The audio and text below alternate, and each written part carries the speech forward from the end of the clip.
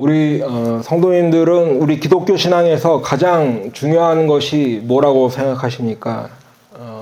하나님을 아는 지식이 중요할까요? 아니면 하나님을 사랑하고 이웃을 사랑하라는 그 사랑이 중요한 것일까요?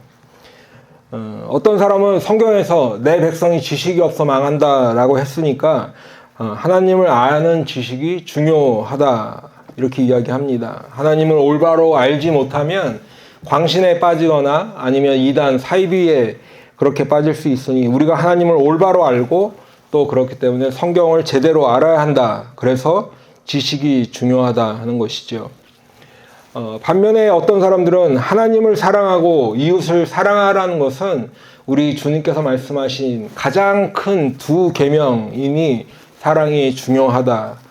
기독교 하면 사랑이고 사랑하면 기독교다. 그래서 우리가 성경을 읽고 묵상하고 연구하고 필요하지만 여기서만 끝나면 이것은 이론적인 것에 불과하다. 진짜 우리가 하나님을 알려면 하나님의 말씀을 실천하는 사랑을 베풀어야 한다. 이렇게 이야기합니다. 그렇기 때문에 사랑이 중요하다라는 거죠. 여러분은 어떻게 생각하십니까? 오늘 8장의 시작은 1절에서 우상의 제물에 대하여는 우리가 다 지식이 있는 줄을 아나 지식은 교만하게 하며 사랑은 덕을 세우나니로 시작합니다. 처음 시작이 우상의 제물에 대하여는 이라고 했으니까 오늘은 우상 제단에 바쳤던 제물을 먹는 것에 관한 문제가 가장 큰 이슈가 되는 거겠죠. 하지만 오늘 사도 바울은 이 우상의 표면적으로 드러나는 이 우상의 제물이라는 이 주제에 대한 말을 이야기하면서 그 안에 담겨 있는 또 다른 주제가 있는데 그것이 바로 지식과 사랑이라고 하는 근본적인 문제를 다루고 있다는 거예요. 그러니까 우상의 제물에 관해서 우상의 제물은 이렇게 하는 것이 좋습니다 라고만 이야기하는 것이 아니라 그 우상의 제물에 관한 이야기를 다루면서 한편으로는 우리 기독교 신앙의 가장 중요한 축이라고 할 수 있는 바로 지식과 사랑에 대한 문제를 같이 이야기하고 있다는 거죠. 고린도 교인들은 어떤 경로로든지 간에 아마도 이 우상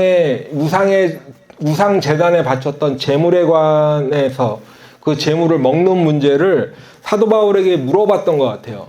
뭐 편지를 통해서든지 아니면 인편을 통해서든지. 그래서 이제 사도 바울이 고린도 교회에 보내는 이 지금 고린도 전서 이 편지를 보내면서 우상의 제물에 관한 그 질문에도 답변을 한 거겠죠. 그래서 오늘 8장 시작이 우상의 제물에 대하여는 이렇게 시작하고 있는 것입니다. 그리고 이제 오늘 그 8장 말씀 전체가 이 우상의 제물에 관한 말씀이죠. 그런데 그것을 처리해 나가는 과정이랄까요? 하여튼 이 이슈를 풀어나가는 이 과정에서 눈에 띄는 단어가 있는데 하나는 지식이고 하나는 사랑이라는 거예요. 조금 전에 우리가 1절에도 말씀을 드렸지만 이 지식과 사랑이 눈에 띄더라 하는 것이죠.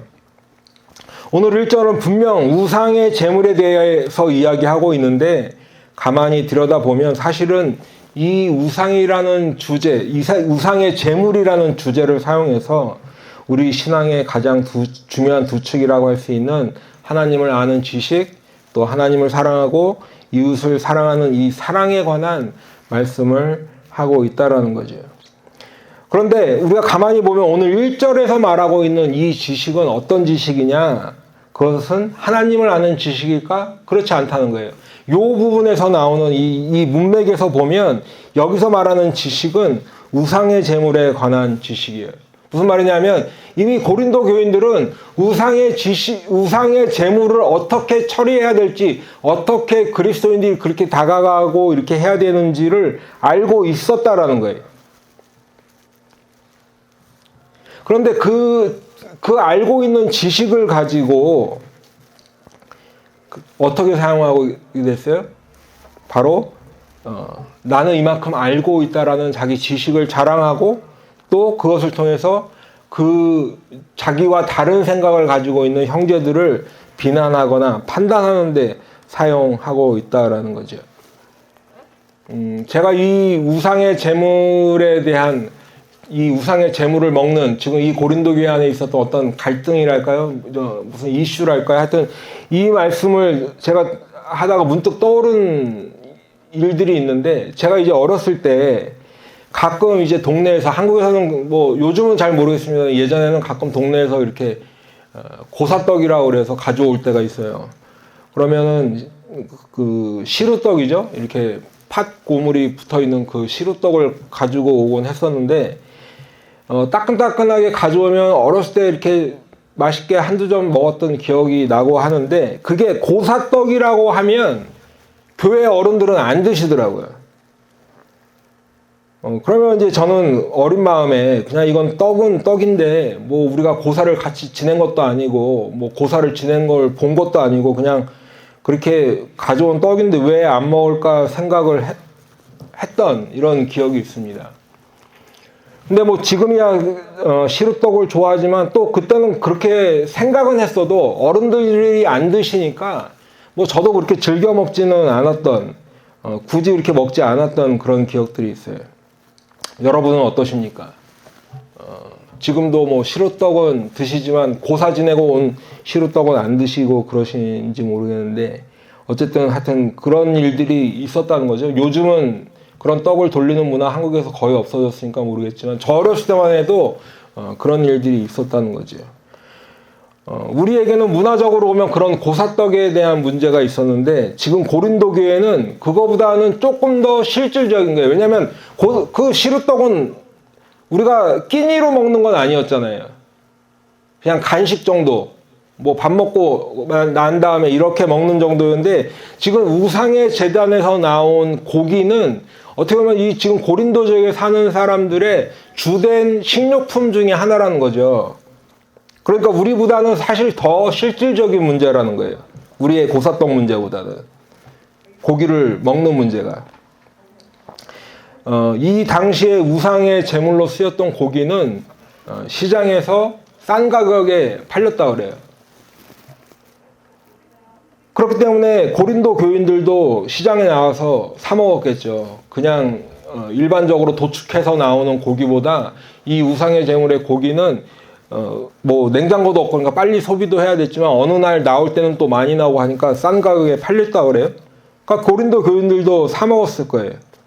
그런데 그렇게 나가서 사 먹는 사람들만 있었던 게 아니라 가끔 가다가는 그 아예 우상 제단에 가서 나는 뭐 절만 안 하면 됐지 그냥 거기서 나오는 고기를 바로 좀 얻어 먹어야겠다 이런 사람들도 있었던 모양이에요. 그러니까 고기 자체가 싸서 시장에 가서 이렇게 사다만 먹는 사람만 있는 것이 아니라 그 우상 재단에 가서도 좀 바로 이렇게 받아서 먹고 이러던 사람들도 있었다라는 거죠.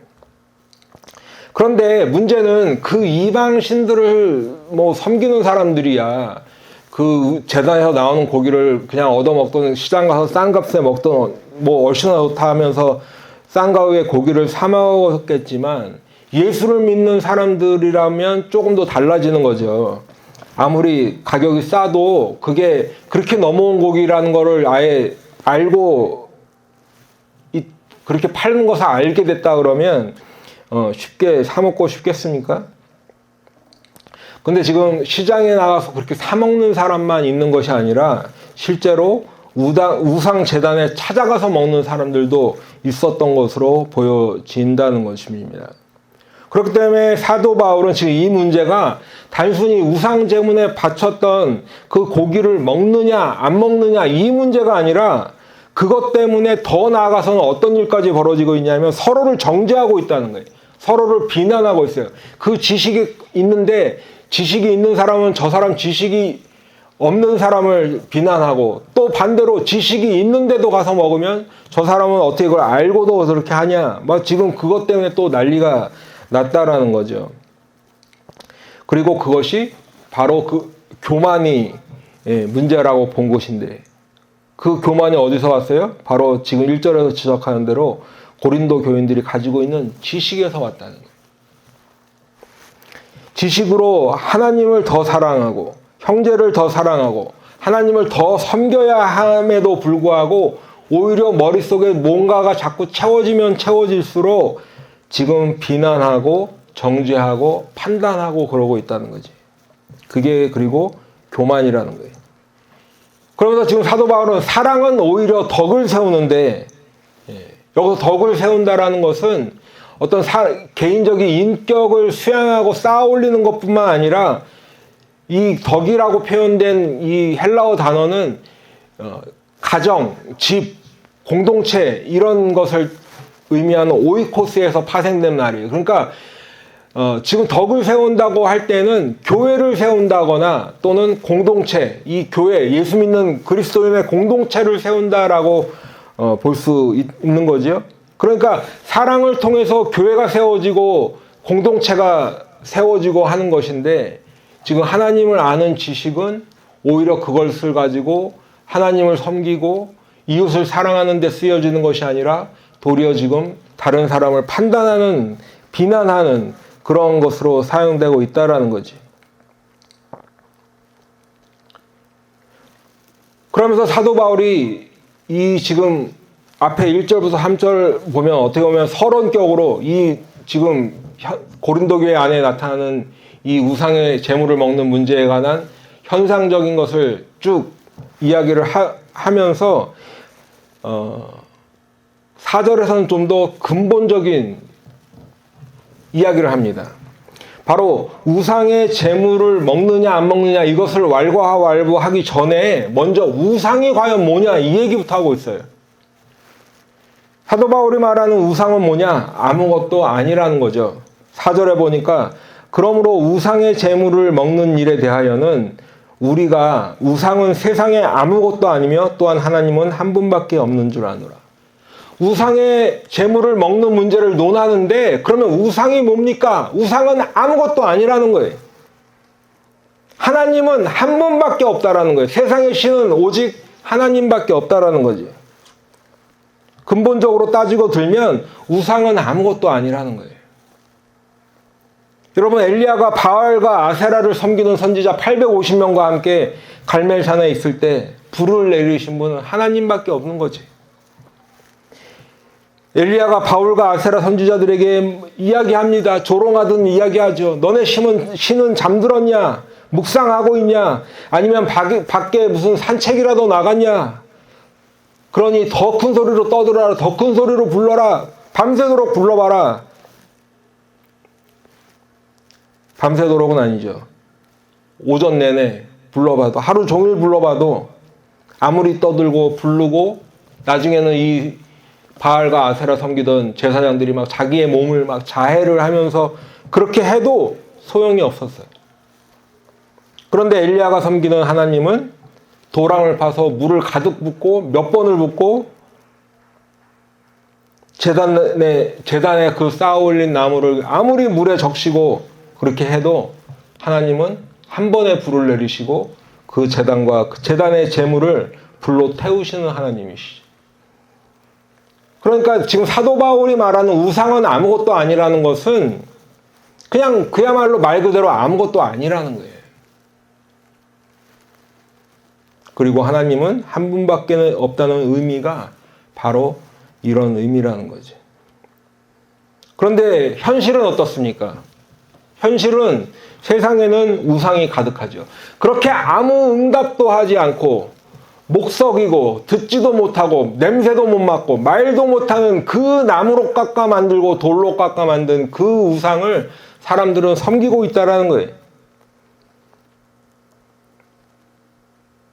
5절에 보니까 비록 하늘에나 땅에나 신이라 불리는 자가 있어 많은 신과 많은 주가 있으나, 사도 바울이 지금 그 얘기를 하는 거죠. 세상에는 그럼에도 불구하고 많은 신들이 있다. 많은 우상들이 있다. 그러면서 사람들은 안다고 합니다. 저 신은 나를 도울 수 있다. 내가 이렇게 빌면 우리 신은 나에게 응답을 줄 거다. 불을 내려줄 거다. 농사를 잘 짓게 하면 이 신을 섬겨야 된다. 많은 자녀를 보려면 저 신을 섬겨야 된다.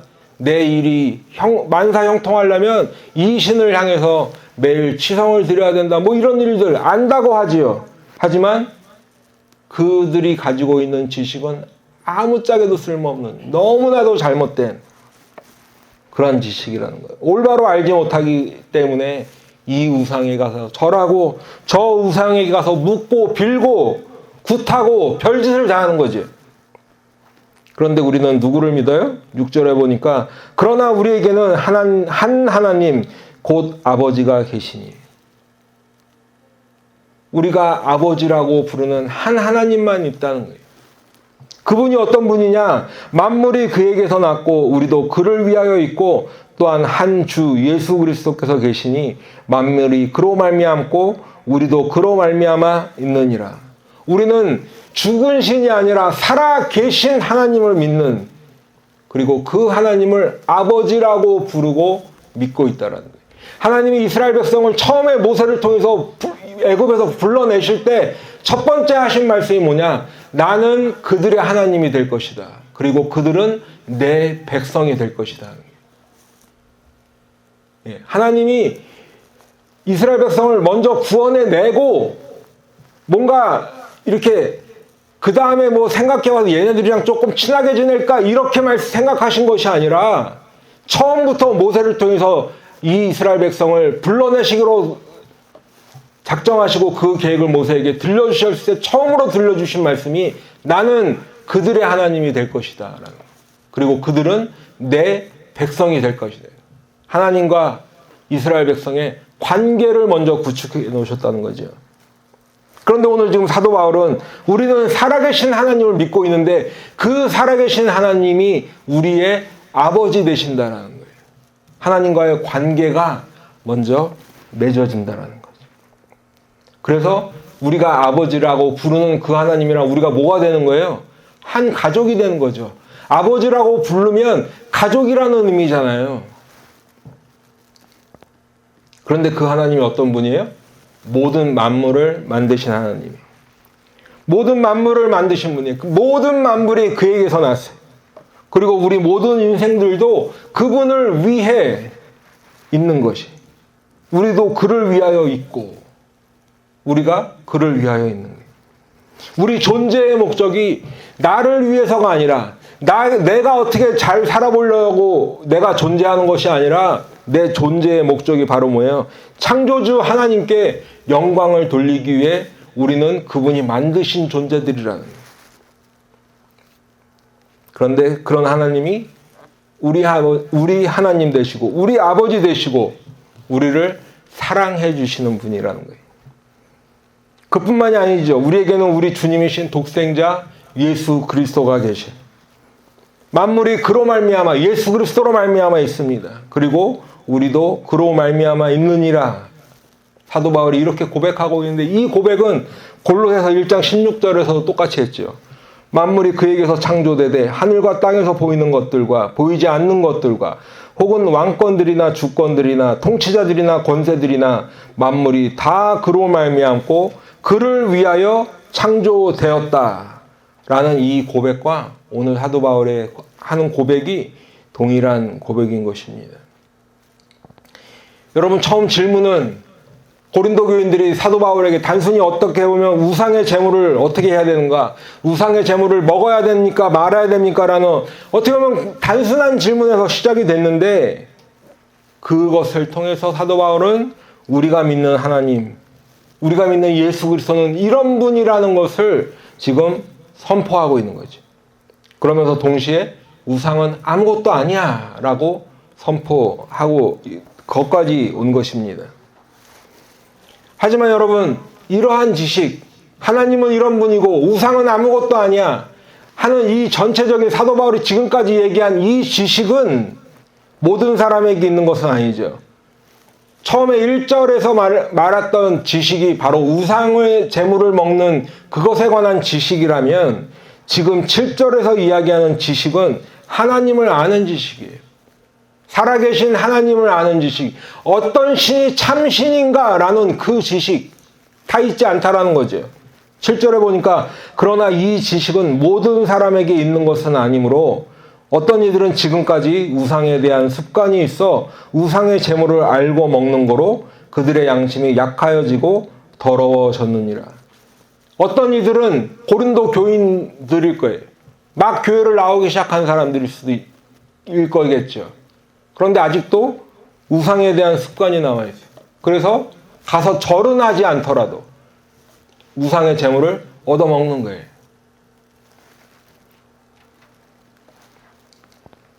그러면서 양심이 어떻게 돼요?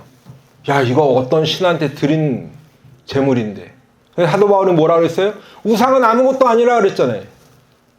그런데 사람들은 아무것도 아닌 우상에게 들어졌다는 그 재물 때문에 지금 어떻게 돼요? 예수 믿기로 결심한 이 마음 자체가 흔들려 버리는 거죠. 그렇다면 우상이 아무것도 아니니까 거기 우상의 재단에 가서 고기 먹고 뭐 거 들여진 거 그냥 좀 얻어먹고 가서 시장에 가서 뭐 사고 해도 될까?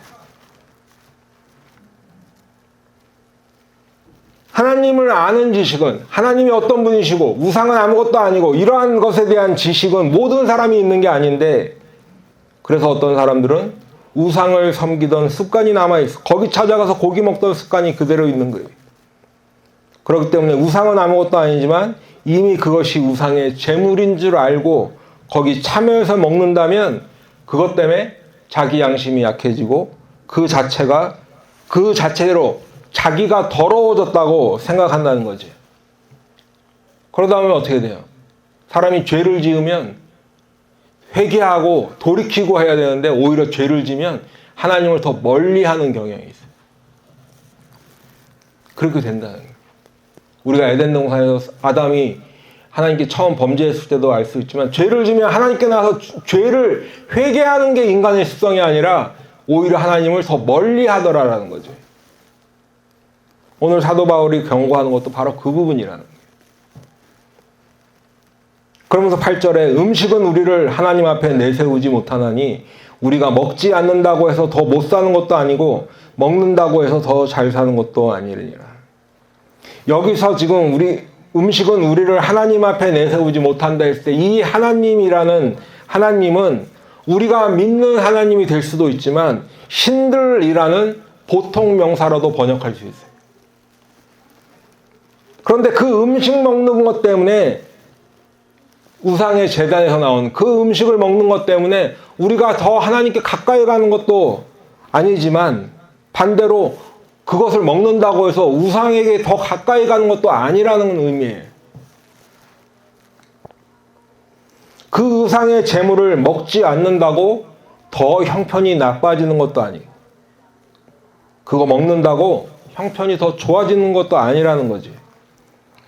그런데 지금 고린도 교회 안에서 나타나는 문제들은 그런 본질적인 문제는 다 없어지고 그냥 가서 먹느냐 마느냐 누가 그거 먹었다더라 쟤는 맨날 가서 그거 먹더라 그 지식으로 서로를 비난하고 비판하고 판단하고 다툼만 남아있다는 거예요. 그러면서 지금 사도 바울이 계속 말을 이어가는 것이 우리 믿는 사람들은 예수 믿는 사람들은 음식 먹는 것에 대한 자유가 있는데 그렇기 때문에 그것을 먹으나 안 먹으나 아무 의미가 없다는 거죠. 그래서 오늘 이제 그 10장에 가서는 다시 한번 이 문제가 살짝 언급이 되는데 10장 25절에서 뭐라고 그랬어요? 무릇 시장에서 파는 것은 양심을 위하여 묻지 말고 먹으라는 거예요. 그 먹는 것 안 먹는 것 아무 의미가 없다는 거예요. 먹든지 안 먹든지.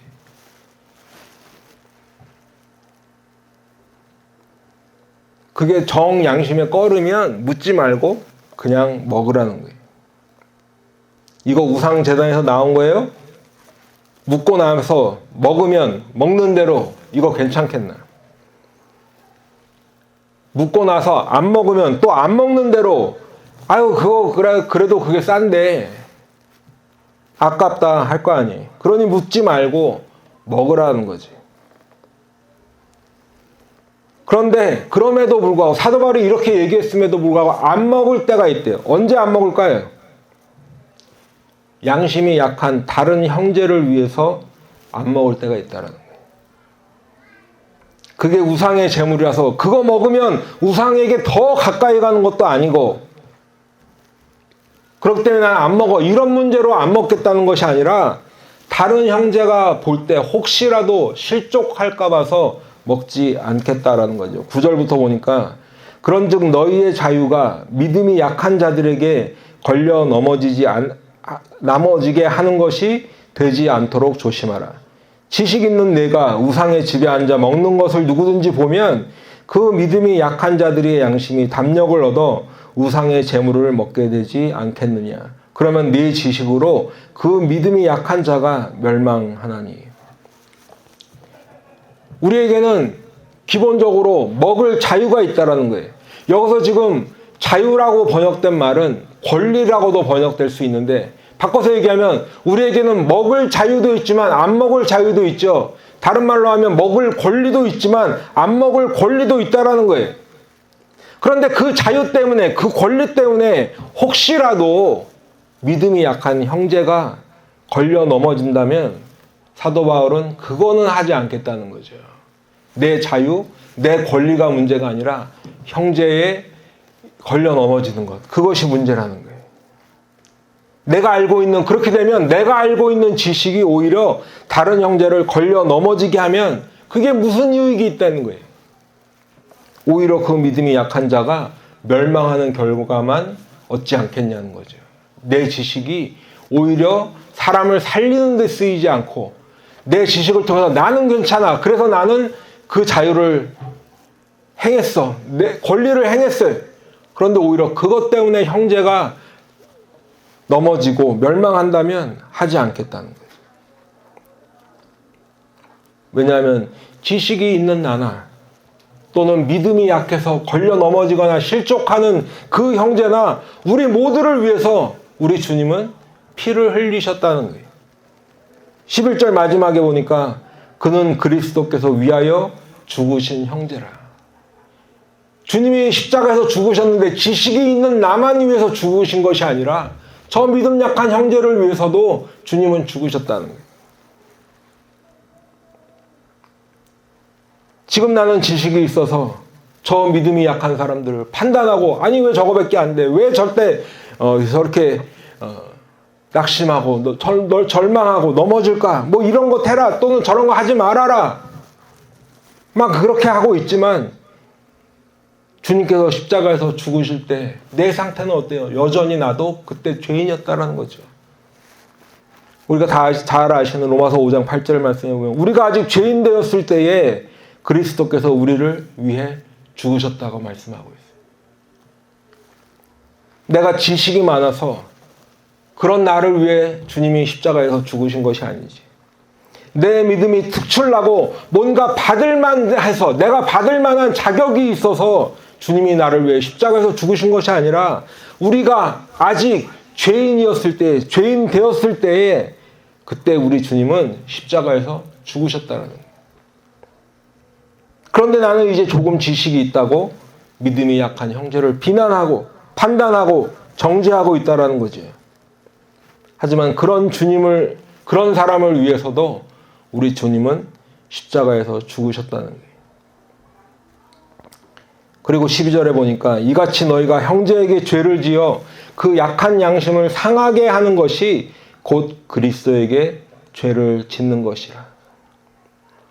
그 형제의 이런저런 이슈가 더 나아가서는 곧 우리 주님께 죄를 짓는 것이 된다는 거예요. 왜요?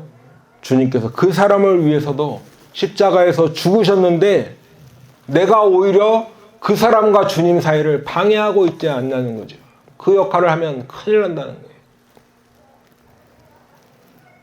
그러면서 이제 사도 바울이 이 모든 문제, 앞에서부터 우상의 재물에 관한 이야기부터 지식과 사랑에 대한 이 모든 것을 아우르는 결론을 이야기하는데 13절에 보니까 그러므로 만일 음식이 내 형제를 실족하게 한다면 나는 영원히 고기를 먹지 아니하여 내 형제를 실족하지 않게 하리라. 여러분, 지금 사도 바울에게는 음식이 문제가 아니에요. 우상의 재물이 먹어도 되냐 마느냐, 그게 문제가 아니라는 거예요.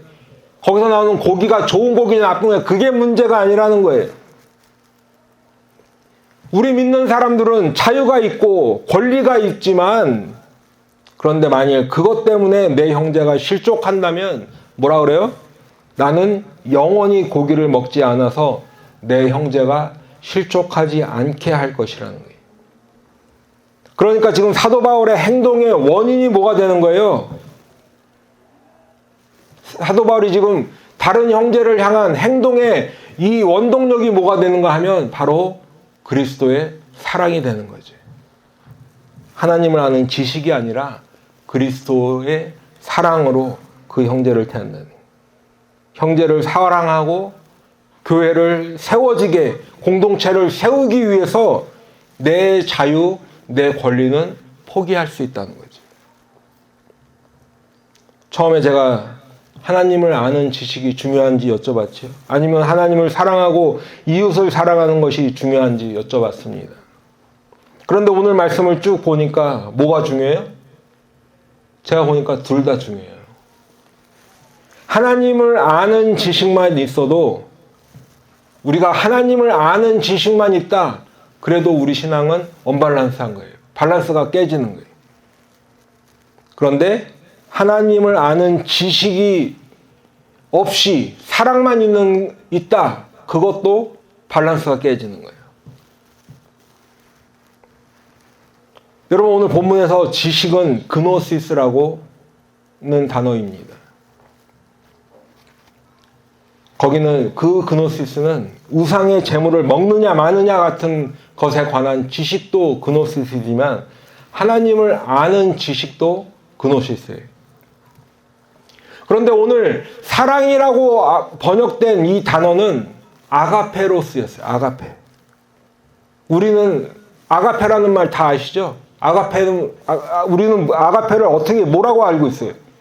아가페는 바로 하나님께서 베풀어 주시는 조건 없는 사랑을 의미하는 것을 우리가 다 알고 있어요.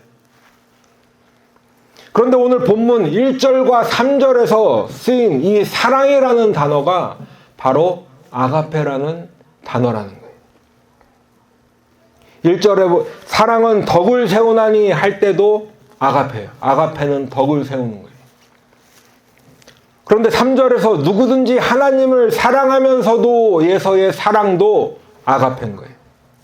여러분은 참 신기하잖아요. 아가페는 보통 우리가 하나님께서 우리를 향한 사랑을 의미한다고 생각하는데 3절에서 누구든지 하나님을 아가페 하면이라고 성경은 이야기하고 있어요. 여러분, 우리는 예수를 믿어도 여전히 완전한 존재가 될 수 없죠. 예. 지금 예수를 믿는 저나 여러분이 다 완전한 존재는 아니에요. 그렇기 때문에 하나님의 아가페 같은, 하나님께서 우리를 향해서 베풀어 주신 그 조건 없는 사랑, 아가페의 사랑을 우리가 다시 하나님 앞에 아가페로 사랑한다? 그럴 능력이 없어요. 있을 리가 없죠. 하지만 그럼에도 불구하고 성경은 우리가 하나님을 아가페 해야 된대요.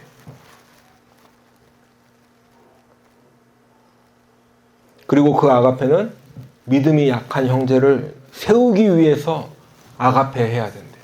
아가페는 덕을 세운다는. 덕을 세우고 교회와 공동체를 세우기 위해 우리는 아가페를 발휘해야 돼요. 그러면 다시 한번 여쭤볼게요. 지식이 중요할까요? 사랑이 중요할까요? 그럼에도 결론은 둘 다 중요하다는 거예요. 우리의 모든 지식이 하나님을 사랑하고 이웃을 사랑하는 사랑이 밑바탕이 되어야 된다는 의미에서는 사랑이 중요한 것이고, 그런데 하나님의 사랑은 우리가 아직 죄인 되었을 때에 예수 그리스도의 십자가의 죽으심으로 나타났고, 그 예수를 믿는 우리도 살아계신 창조주 하나님만을 아가페 해야 된다라고 하는 그것을 아는 의미에서는 지식이 중요한 거죠. 이제 바라기는 오늘 전하는 저나 듣는 우리 모든 성도님들이 하나님을 아는 이 지식, 그노시스가 충만하시기를 축복합니다. 동시에 하나님을 사랑하고 이웃을 내 몸과 같이 사랑하라고 말씀하신 그 주님의 계명, 하나님을 향한 아가페, 형제들을 향한 아가페가 충만하시기를 축원합니다. 여러분, 우리 교회 주보에 보면 우리 교회 목표가 쓰여져 있죠. 두 번째 보시면 지성과 영성을 겸비하는 믿음과 사랑의 교회 이렇게 된 거예요. 우리 교회가 그런 교회 되길 소망한다는 의미에서 지성과 영성을 겸비하는 믿음과 사랑의 교회 이렇게 적어 놓은 거예요. 지성과 영성이라는 것은 바로 말씀과 기도가 충만한 것을 의미하는 거죠.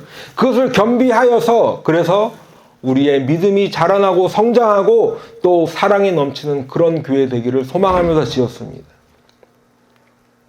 그렇기 때문에 우리 교회는 말씀과 기도가 차고 넘치고 그래서 믿음과 사랑이 넘쳐나고 성장하고 가득 찬 그런 아름다운 교회가 되기를 축복합니다.